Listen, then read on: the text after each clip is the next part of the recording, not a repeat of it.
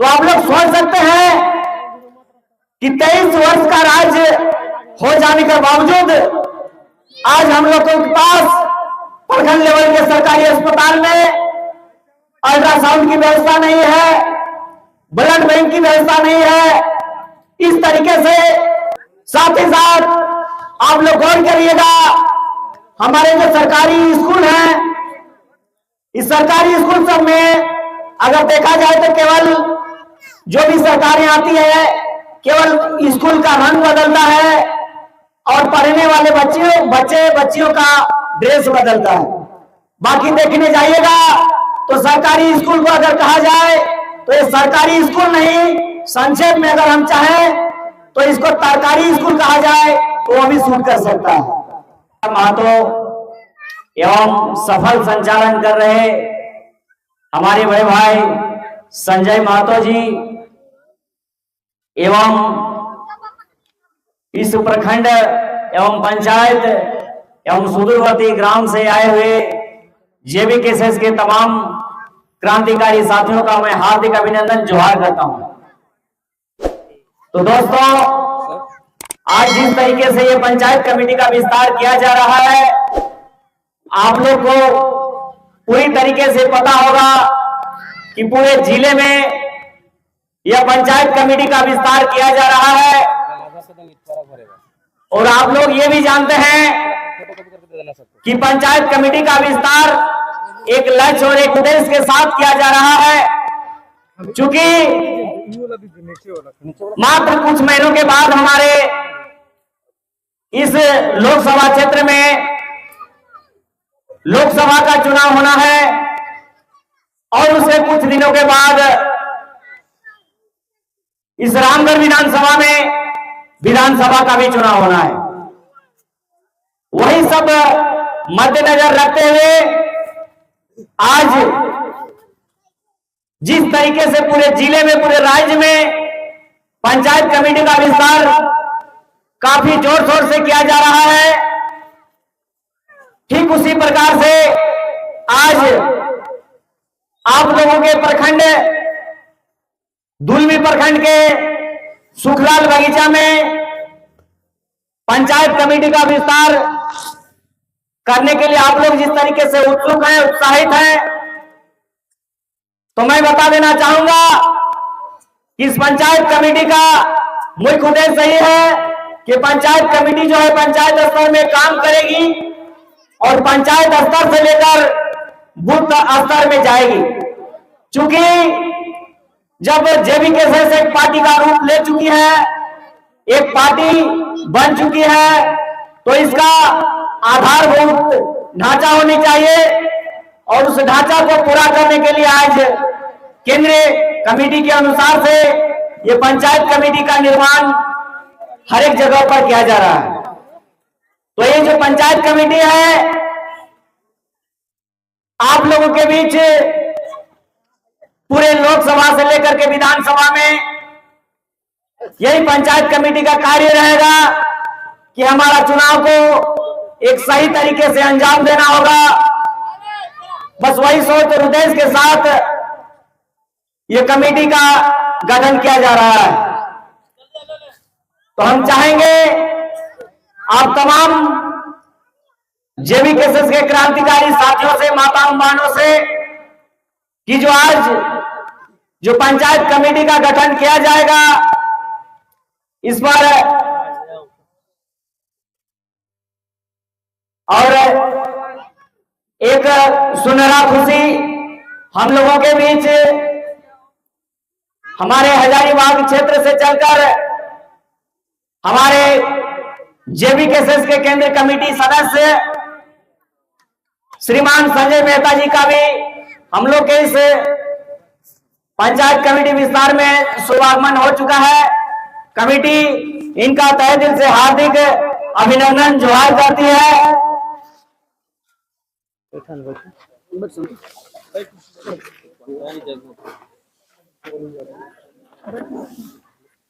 तो आज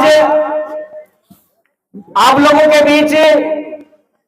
हम लोगों के बीच हमारे मुख्य अतिथि भी पहुंच चुके हैं और बेसब्री से इनका इंतजार किया जा रहा था। तो हम चाहेंगे इसी कड़ी को आगे बढ़ाते हुए ये जो पंचायत कमेटी का जो कार्य होगा, जो दायित्व होगा, अपने पंचायत स्तर में जो भी समस्या है उस समस्या को लेकर के प्रखंड स्तर पे जाएगी। अगर प्रखंड स्तर से सॉल्व नहीं होता है तो जिला स्तर में जाया जाएगा, और अगर जिला स्तर में सॉल्व नहीं होता है तो केंद्रीय कमेटी के पास जाया जाएगा। बस यही सोच और विचार के साथ इस संगठन को मजबूत करने के लिए, आने वाले चुनाव को जीतने के लिए स्पष्ट तरीके से कहना चाहेंगे, ये पंचायत कमेटी जो हमारी बन रही है, यही पंचायत कमेटी हमारे इस जेबीकेएसएस का पहचान, इस जेबीकेएसएस का ऋण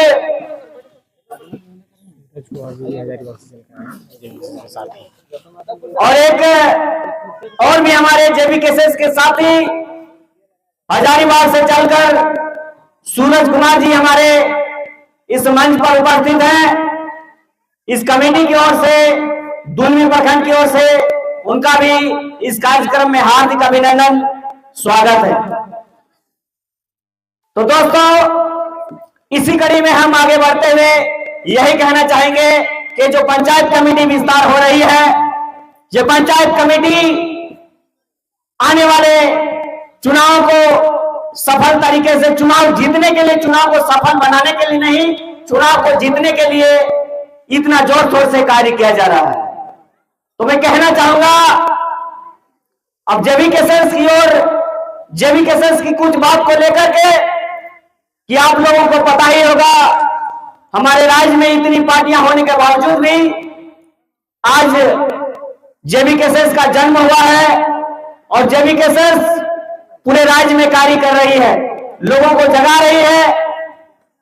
लोगों को जागरूक कर रही है। तो कहीं ना कहीं इस राज्य के साथ दुर्भाग्य है कि आज 23 वर्ष के कालखंड में इस राज्य को कोई नीति नहीं मिला, कोई नियम नहीं मिला। इस राज्य का कौन है, झारखंड का कौन है, इसको कोई पहचान नहीं मिला। आप लोग देख रहे हैं जिस तरीके से हमारे जेबीकेएसएस के सुप्रीमो टाइगर जयराम महतो ताबड़तोड़ सभा करते हुए पूरे राज्य को उन्होंने दहला दिया है, सोए हुए झारखंडियों को जगा दिया है। और एक छोटी सी दुखद बात भी मैं कहना चाहूंगा कि हमारे दादा को अभी काफी परेशानी भी हो रही है। दिन भर में जो 3-4 सभा करने के परिणाम आज उनके सेहत में भी प्रभाव पड़ा है। तो मैं चाहूंगा कि आप लोग उनके संघर्ष को, उनके दिया हुआ इस मेहनत का जरूर आप लोग सदुपयोग करिएगा। और खास करके इस वर्तमान समय में अगर कहा जाए, देखा जाए तो आप लोग देखते ही होंगे इस राज्य में पूरी तरीके से इस राज्य को लूटा जा रहा है, शोषण किया जा रहा है, आम गरीबों को परेशान किया जा रहा है। मैं संक्षेप में कहना चाहूंगा, इस दुलमी प्रखंड की मैं बात करता हूं। हमारे यहाँ जितने भी हमारे गार्जियन स्वरूप बुजुर्ग लोग हैं, माताएं हैं, क्रांतिकारी साथी हैं, आप लोग अपने स्तर से कहिए कि हम लोग अगर दुलमी अंचल में काम कराने जाते हैं, साधारण अपना बाप दादा का जमीन का रसीद कटाने जाते हैं, साल 2 साल लग जाता है। सही बात है कि नहीं? अगर अपना आजा दादा के नाम से मेरा जमीन है, मेरा खतियानी जमीन है, लेकिन उसका रसीद कटाने के लिए हमको 9 दिया तेल जल जाता है। इससे दुखद बात क्या हो सकती है? अभी देखिएगा हमारे अस्पताल में, सरकारी अस्पताल जो है, रामगढ़ हो या गोला प्रखंड हो या दुलमी हो या चितरपुर हो या मांडू हो, कहीं पर भी आप जाइए, समुचित इलाज की व्यवस्था नहीं होती है।